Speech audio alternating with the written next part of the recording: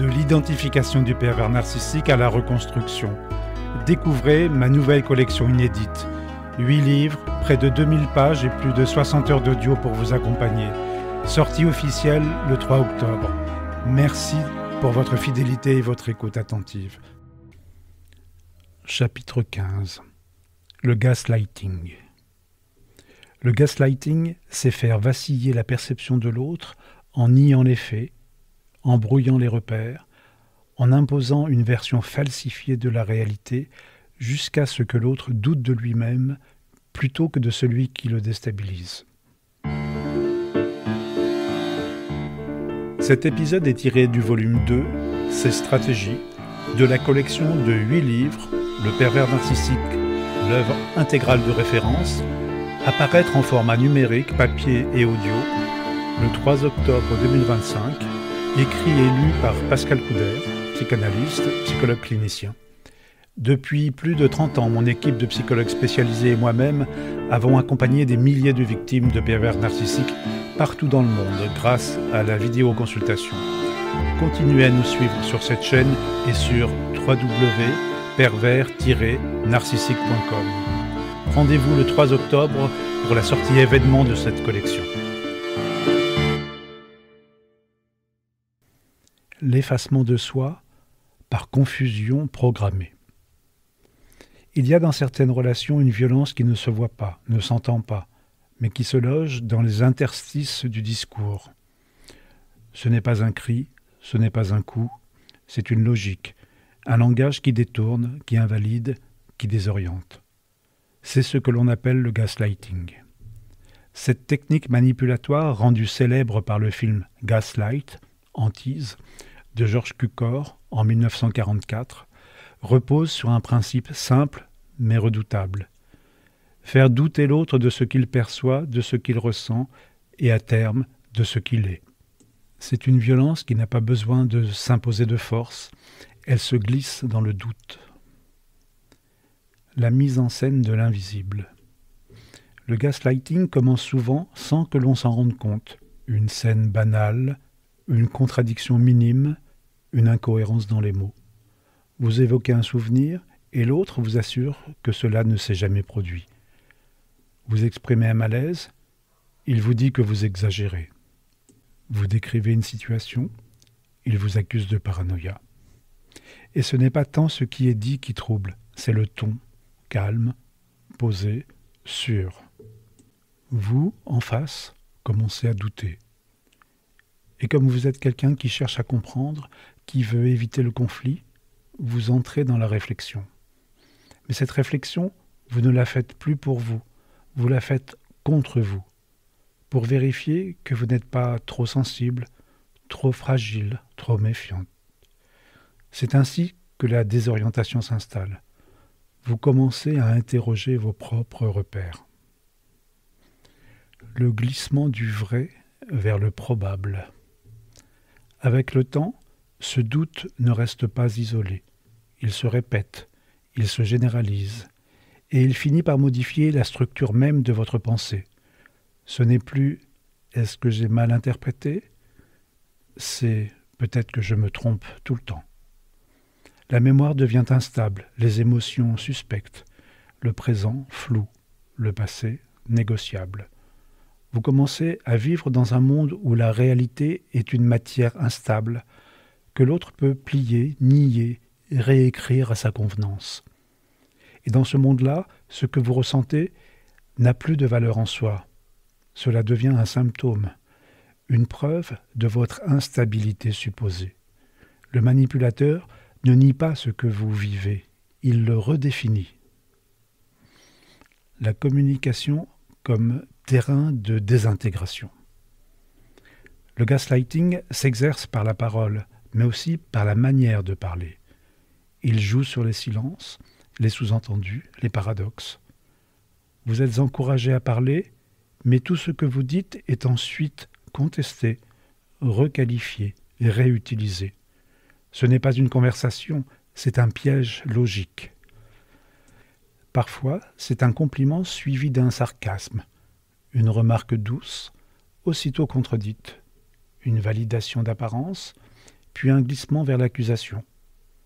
Vous ne savez plus où commence l'échange, ni où il finit. Et quand vous vous en ouvrez, on vous accuse d'être dans l'exagération, dans la dramatisation, dans l'interprétation. Vous n'êtes plus simplement remis en question, vous êtes présenté comme incapable de comprendre. Un système fondé sur le reniement. Le cœur du gaslighting repose sur le refus de reconnaître votre réalité. Il ne s'agit pas seulement de nier un fait, il s'agit de nier votre droit d'en parler. Votre souffrance, vos besoins, vos ressentis sont systématiquement réinterprétés par l'autre selon sa propre logique. Il vous dit ce que vous auriez dû ressentir, ce que vous avez vraiment voulu dire, ce que vous êtes censé penser.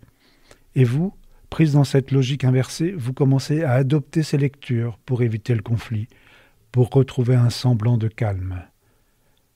Mais ce calme est factice. Il est obtenu au prix d'un renoncement intérieur. Une part de vous sait que quelque chose ne va pas, mais cette part-là ne trouve plus d'espace pour se dire.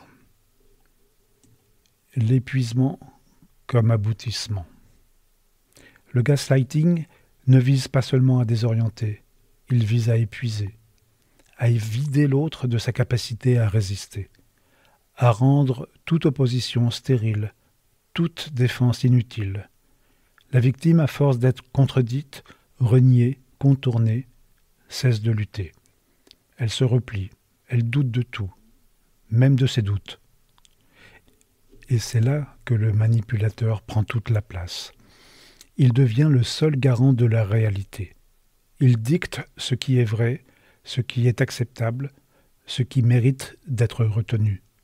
La victime, elle, n'existe plus que dans le regard de l'autre.